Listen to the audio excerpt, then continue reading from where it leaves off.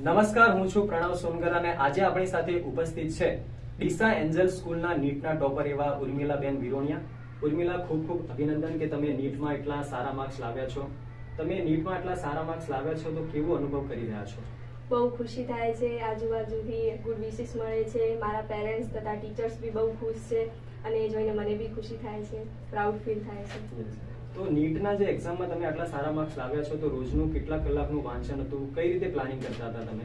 હું સ્કૂલ સિવાયના 8 થી 10 કલાક રીડિંગ કરતી હતી અને એમાં હું એનસીઆરટીને કેન્દ્રમાં રાખીને વાંચતી હતી, કારણ કે નીટનું પેપર એ એનસીઆરટી બેઝ હોય છે. તો તમે નીટના એક્ઝામ માટે મેઇન 3 વિષય મેઇન હોય છે કે જે રીતે ફિઝિક્સ, કેમેસ્ટ્રી અને બાયોલોજી. તો એ તમને સબ્જેક્ટનું પ્લાનિંગ કરવા માટે તમે કઈ રીતે પ્રેક્ટિસ કરતા હતા?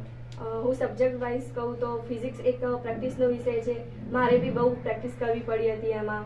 એમાં કયા ટોપિક વીક છે એના પર મેં વધારે ભાર આપ્યો હતો, તથા જે ચેપ્ટરનું વધારે વેટેજ હોય એના પર બી મેં વધારે ભાર આપ્યો હતો, જેમ કે મિકેનિક્સ અને મોડર્ન ફિઝિક્સ.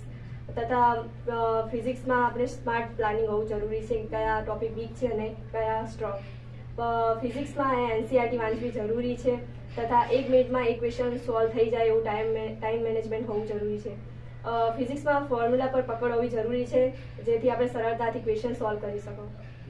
અને કેમિસ્ટ્રીના 3 પાર્ટ છે, ફિઝિકલ કેમિસ્ટ્રી, ઓર્ગેનિક કેમિસ્ટ્રી અને ઇનઓર્ગેનિક કેમિસ્ટ્રી.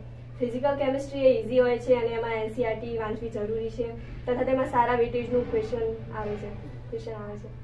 તથા જે ઇનઓર્ગેનિક કેમિસ્ટ્રી એ થોડું બાયોલોજી હોય છે, તેમાં એનસીઆરટીના જ ડેટા એટલા બધા હોય છે કે તેને વારંવાર વાંચવા જરૂરી છે.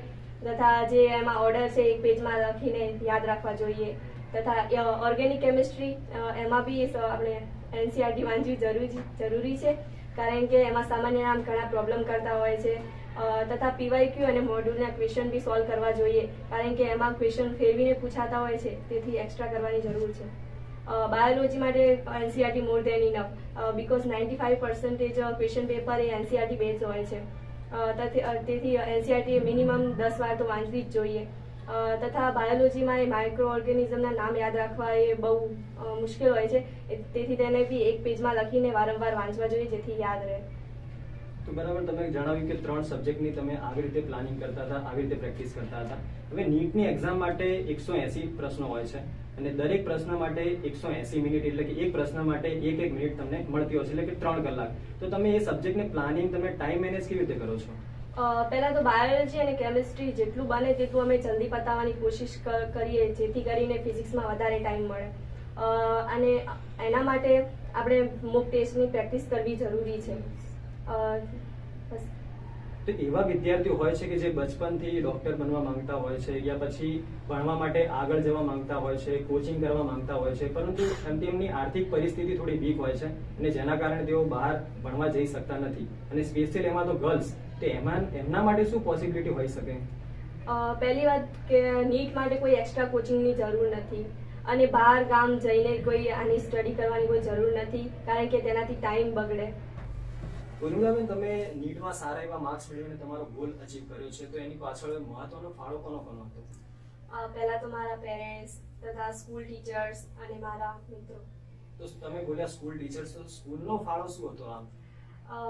મોટા ભાગનો ફાળો તો સ્કૂલનો જ છે, કારણ કે કોરોના જેવા સમયગાળામાં પણ અમને એવું લાગ્યું હતું કે અમારો અભ્યાસ બગડશે, પણ એવું કંઈ ના થયું. અમારો બધી સ્કૂલો કરતાં સૌથી પહેલા અમારો સ્કૂલનો અભ્યાસક્રમ પત્યો હતો.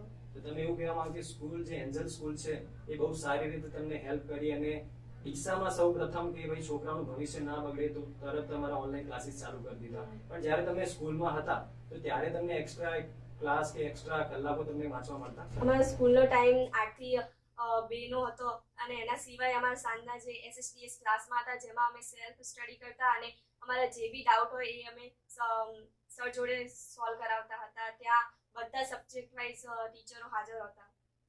તો તમે એવું કહેવા માંગો કે એન્જલ સ્કૂલે તમારા પર ચારે તરફથી સારી રીતે સેવા આપીને તમને નીટમાં સારા એવા માર્ક્સ લાવવા માટે પોસિબિલિટી કરી છે. તો આ હતા ઉર્મિલાબેન વિરોણિયા, કે જેમણે નીટમાં સારા એવા માર્ક્સ લાવીને પોતાનું તેમજ પોતાના પરિવારનું અને ડીસાની એન્જલ સ્કૂલનું નામ રોશન કર્યું.